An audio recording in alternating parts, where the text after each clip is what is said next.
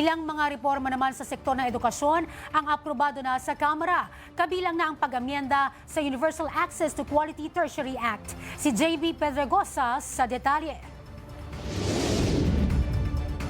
Bilang bahagi ng patuloy na pagpapalakas ng sektor ng edukasyon sa bansa, aprobado na sa Kamara ang pag-amyenda sa Republic Act No. 10931 o ang Universal Access to Quality Tertiary Education Act. Layo ng reforma na masiguro na lahat ng estudyante sa bansa ay may access sa maayos na kalidad na edukasyon. Ayon kay Committee on Basic Education and Culture Chair at Pasig City Lone District Representative Roman Romulo, ang pag-amyenda sa naturang batas ay isang paraan para matiyak na makapagtapos sa kolehiyo ang mga estudyante at hindi maging balakid ang kahirapan.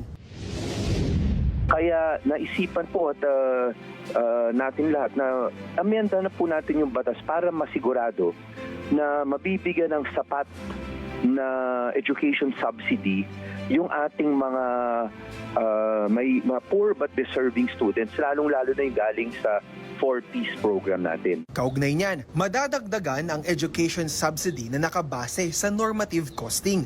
Titingnan ng Commission on Higher Education at Technical Education and Skills Development Authority o TESDA ang mga pangunahing pangangailangan ng mga estudyante.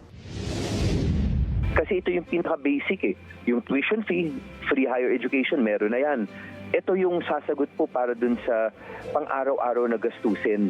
Ang sinasabi natin dito, unahin po natin, siguraduhin natin makuha muna yung tamang amount na yan bago tayo mag-introduce na naman ng mga bago na mga ibang incentives. Isa pa sa mga tinitingnan ng pagbibigay ng suporta sa mga estudyante sa private higher education institution. Ayon kay Romulo, maraming lugar sa bansa ang walang state university o college at kung mayroon man ay puno na o malayo.